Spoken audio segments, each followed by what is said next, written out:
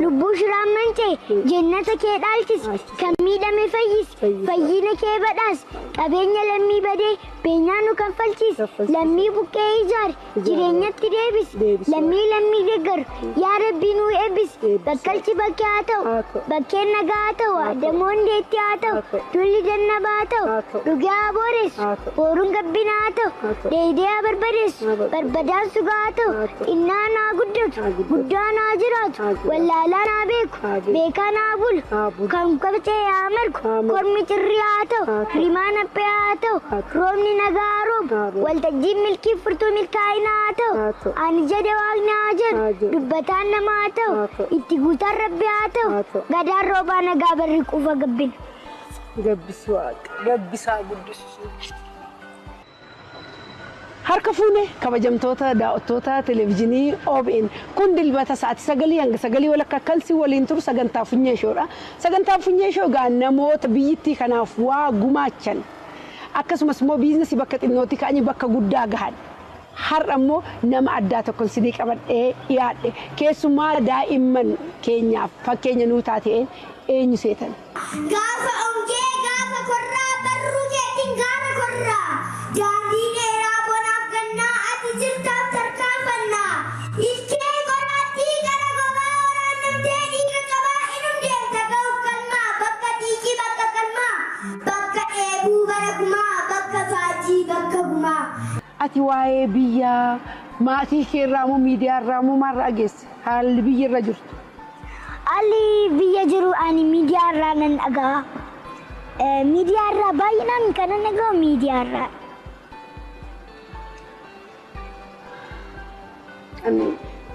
Jechaan dubbachuu dadhabee namoota gurguddaa namoota beektota meeqa intarvii godheera akka haasaa seeneet garuu kan natti cimeeru hin jiru. Kanaaf haasaan ishee jechi ishee hundi miira nama tuqa waan ta'eef seeneet ati waa'ee ijoollummaa waa'ee barumsa irra iyyuu darbite waa'ee biyyaa yaaduu jalqabdeetta jechuudha. Dhugaadha yoo biyyi nagaa ta'e baratanii galuun yoo biyyi nagaa ta'e qotanii gashachuun yoo biyyi nagaa ta'e daldalanii jiraachuun warri bakka amantii akkuma amantii keessanii rabbiin nuu kadhaa warri bakka siyaasarra jirtan jiraataanis hunduu rabbi nagaaf qabban akka nuu fiduu rabbi guddichaan nuu kadhaa jedhe nagaa aamsa keeti miti reseeneeti. Nagaan inni hawwinu gammachuun Oromoo hundaaf miti biyyittii hundaaf nageenyaa ta'u jenna. Seeneet waan hin jedhufaa waan hin si gaafu na jalaa balleessaa jirta. Baay'ee sammuun kee isa yaadeetii olidha. Obboleettiin kee amma isheen giiftiin meeqa kutaa meeqa barachaa jirti? Isheen amma kutaa kurnaffaa barachaa jirti. Eessaa baratti? Isheen kan barattu Adaamaa mana barumsa bultii addaa Odaa. Ahaa yeroo kutaa 8 waan qabxii gaarii fiddeef isa bultii seente. Seeneetis achiin seenti mitiidha? Inni waan hin hafnedha. Ijoolleen hiriyoonni kee yeroo ati qo'attu yeroo ati barattu kootuun taphanne ani barumsa kee qo'annoo keerraas kaasanii beekanii? Miti amma ani hiriyaa kashalabbeesiin qabu. Iryaanumti namti akkasii yoo natti dhufe gorseenan akkana hin ta'inaa jedheenan gorsee bira darba malee akkanumatti tuuffadhee bira hin darbu. Amma ammaattis hiriyaana ni qabu hiriyaa cimaa yeroo baay'ee ani sa'aatii kiyya hunda tapharratti hin dabarsu hiriyoota kiyya waliin illee qo'annaa irratti hin dabarsaa jechuudha. Ijoollee warra kashlabbeef warra hojii manaan hojjenneef warra maatiin kabajneef warra aadaaf safuun beekneef maal jettame ati? Akka aadaa isaanii safuu isaanii akka beekan maatii isaanii akka kabajan hangafa isaanii akka kabajan deebi'ee hojii manaa isaanii haalaan seeraan sa'aatii isaatti akka hojjetan kashlabbummaa isaanii dhaabanii gara nama gaariitti akka dhufan. Maatiin ijoolleen isaanii Oromoo ta'anii bakka Oromoo keessatti hojjetanii warri ijoolleen isaanii afaan Oromoon beekne isaanii no maatii yoo maayit warri ijoollee isaanii afaan Oromoon beeku. Maatii dhuntillee amma naannoo Finfinnee kana keessatti mana barumsaa afaan Oromoffaatiin barsiisan baay'een banamaa ni jiru. Isaanis kan akka mana barumsaa Gooticha Taaddasaa Birrufaa kan jedhaman banamaa jiru. Isaan keessatti akka afaan isaanii baran otoo galchaliin jennaan jedha. Egaa seenet maatii Oromoo taatanii ijoolleen keessan afaan Oromoon barre mana barumsaa afaan Oromootti barsiisuun gaariidha. Garuu isa qofaa miti. Ijoollee ofii ufumaati. Kan aadaas afaanis barsiifatan. Ijoolleen daa'imman akkuma godhatanii afaan Oromoo barsiistanii ijoolleen keessan hin beeku ta'a. Afaan hunda baruun nama fayyada. Garuu jalqaba afaan keessan, aadaa keessan, safuu keessan barsiisa. Baruura darbanii aadaaf seenaa yoo baran immoo akka seenetti kana biyyayyuu bakka isinii bu'u waan ta'eef ijoollee keessan aadaaf safuu barsiisaa innee aamsa maatiitti himneerra. Miti dirree seenetti. Ispoortii keessa maal jaallatta? Ani ispoortiin nageenya namaa waan eeguuf ani ispoortii kanan jiru ispoortii hundayyuu gosa hundayyuu nan jaalladha.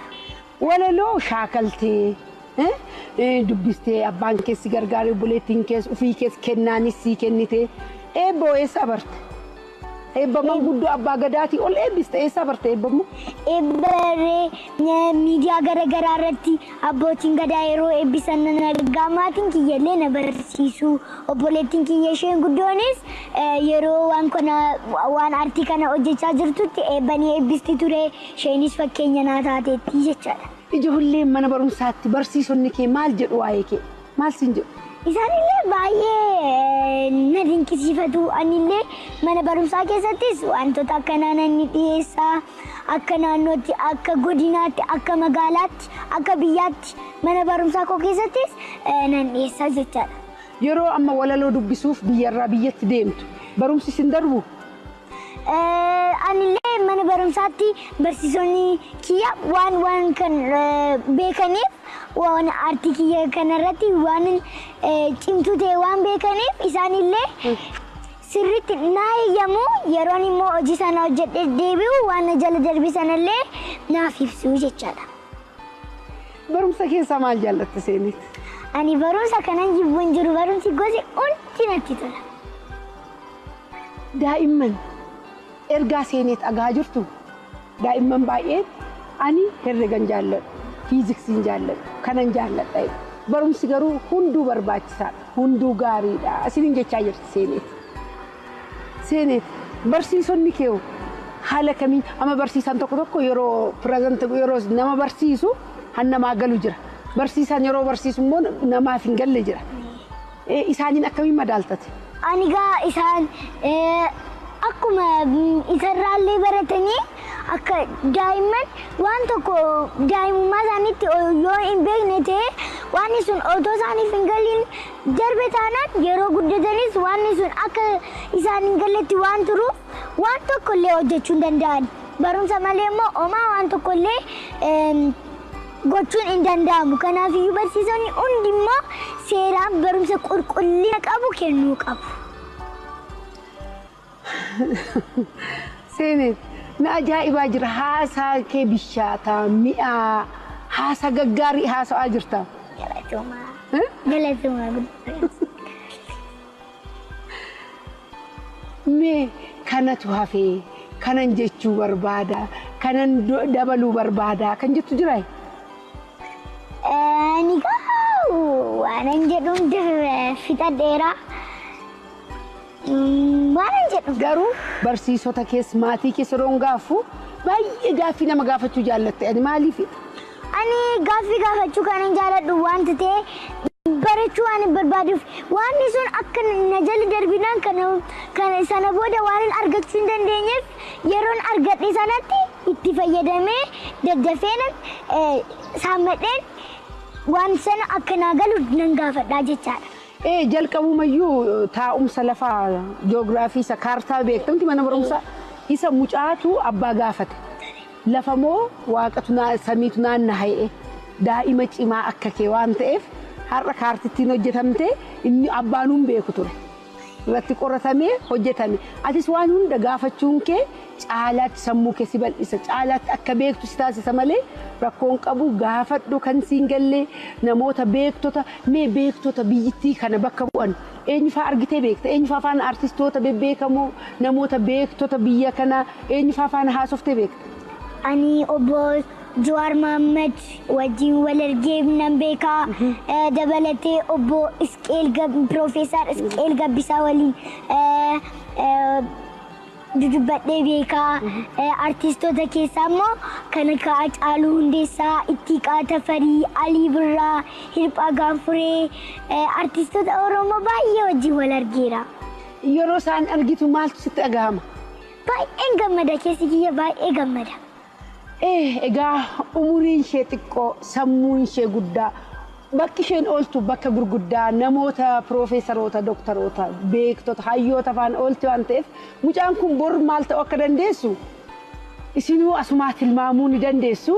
Egaa bakka jirtanitti warri sagantaa kana ilaaltan seeneet rabbi akka dandeettii ishee irratti dandeettii dabaluu fi rabbiin kadhaa fi ijoollee keessanis immoo dandeettii isaanii maal akka ta'e hordofaatii bira gahaa ijoollee dandeettii illee hin qaban namni dandeettii hin qabne hin jiru dandeettii isaa wallaala malee ijoollee maatis ta'e mana barumsaatti rakkisan immoo gorsaatii gara karaatti deebisaa aamsa keenya abaluu dandeettii akkasii qaba mucaan koo dandeettii kana qaba warreettan immoo karaa toora bilbilaa karaa funyee shootiinis ta'e televiziyoona OBN'tiin gara miidiyaatti baasuu ni dandeessu. Egaa torbeerraa torbeetti akkasuma inni barri nagaaf kan badhaadhinaa kan gammachuu haa ta'u walaloo qofaas miti eebba ni dandeessa. Mee eebba tokko immoo daawwattoota bira nuu geessisi. Tolee garuu eebbi ta'amee waan hin eebbifamneef mee kaaniin dhaabballee eebbifna.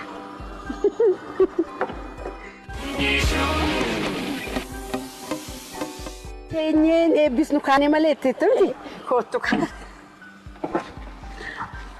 Ayiseene. Ini ayis. Asirra abbooti.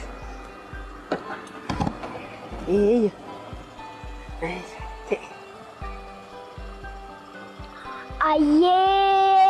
Ayyee waaqa uumaa waaqa bokkuu waaqa gurraacha waaqa xiixoo gurraatti waaqa haroo burqaa walaabuu waaqa caffeetumaa waaqa odaa nabee waaqa odaa roobaa waaqa odaa bultummaa waaqa odaa bisil waaqa odaa buluqa waaqa shanan gadaa oromoo waaqa sagaltamma garbaa waaqa salgan booranaa waaqa saddeettan maccaa waaqa torban kutaa'ee waaqa jaanora galaan waaqa shanan kura jiddaa waaqa arfana bichuu waaqa sadeen adaa waaqa sadeen soddoo waaqa lamaan buludoo waaqa siiqqoo maandoo waaqa oromduroo kan dursee rabaas waaqa hangaftichaa kan kallacha kaas waaqa oromoo uumee gadaa galmeessis waaqa hundaa caaltu gurraacha garaa garbaa tokkicha maqaa dilbaa leelloo garaa taliilaa gooftaa addunyaa maraa si kadhanna nuuf dhage waaqni nagaa nu bulchite nagaa nu oolchi kan nagaa nu oolchite nagaa nu bulchi guyyaa nu tottolchi